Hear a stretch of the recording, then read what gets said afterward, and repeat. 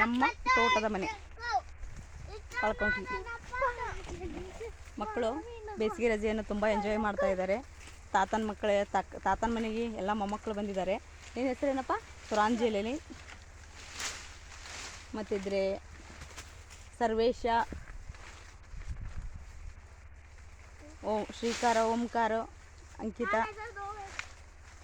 ಮಕ್ಕಳು. ಯಾಕೆಂದರೆ ಭಾಳ ಅರ್ಥಪೂರ್ಣವಾಗಿದೆ ಬೇಸಿಗೆ ರಜೆ ಅನ್ನೋದು ಮಕ್ಕಳಿಗೆ. ಮತ್ತು ನೋಡಿ ಮಾವಿನಕಾಯಿ ತಿನ್ಕೋತ, ಯಾಕಂದರೆ ಮಕ್ಕಳಿಗೆ ನಾವು ಸಣ್ಣವರಿದ್ದಕ್ರೆ ಹೀಗಿದ್ದೇವೆ ಅಂತಂದ್ರೆ ಸ್ವೀಟ್ ಮೆಮರೀಸ್. ರಜೆ ಟೈಮ್ದಲ್ಲಿ ಅಜ್ಜನ ಊರಿಗೆ ಹೋಗ್ತಾ ಇದ್ದೀವಿ, ಮಾವಿನಕಾಯಿ ತಿಂತಾ ಇದ್ದೀವಿ, ಜೋಕಾಲಿ ಆಡ್ತಾ ಇದ್ದೀವಿ. ನೋಡಿ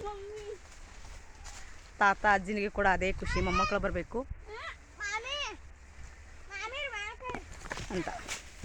ಎಂಜಾಯ್ ಇನ್ ಸಮ್ಮರ್ ವೆಕೇಷನ್. ನೋಡಿ ಚೆನ್ನಾಗಿರೋ ಮಾವಿನಕಾಯಿಯನ್ನು ತಿಂತಾ ಇದ್ದಾರೆ ಮಕ್ಕಳು. ಅಂದರೆ ಸ್ವಂತ ಹೊಲದಲ್ಲೇ ಬೆಳೆದಿದ್ದು ಮಕ್ಕಳು ಮೊಮ್ಮಕ್ಕಳು ತಿನ್ನಬೇಕು, ಎಷ್ಟು ಬೇಕಾಗುತ್ತೆ ಅಷ್ಟು ಮಾವಿನಕಾಯಿಯನ್ನು ಸಂಗ್ರಹ ಮಾಡಿಟ್ಟಿರ್ತಾರೆ. ಇದು ನೋಡಿ ಮಾವಿನ ಹಣ್ಣು ಕೂಡ ಇಲ್ಲೇ ಎಷ್ಟು ಬೇಕಾಗಿದ್ದಾವೆ ಅಷ್ಟೇ ಇದ್ದಾವೆ.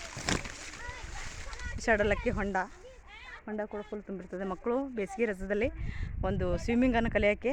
ಅದೇ ರೀತಿಯಾಗಿ ಇಲ್ಲಿ ನೋಡಿ, ಇಲ್ಲಿ ಆನೆ ಹುಲ್ಲು ಅಂತ, ದನ ಕರುಗಳಿಗೆ ಬೇಕಾಗುವಂಥ, ಎಮ್ಮೆಗಳಿಗೆ ಬೇಕಾಗಿರುವಂಥ ಹುಲ್ಲು ಆನೆ ಹುಲ್ಲು ಅಂತ ಬೆಳೀತಾ ಇದೆ. ಅದೇ ರೀತಿಯಾಗಿ ಇದು ನಮ್ಮ ತೋಟದಲ್ಲಿರುವ ದ್ರಾಕ್ಷಿ ಕೂಡ ನೋಡಿ.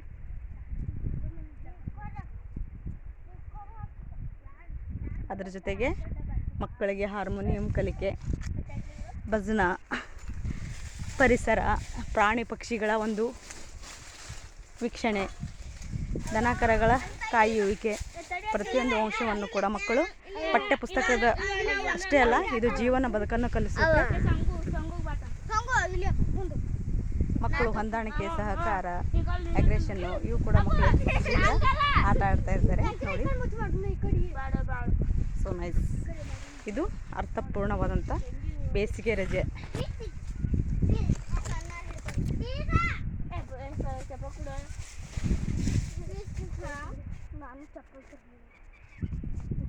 ಬೇಡ ಸರಿ.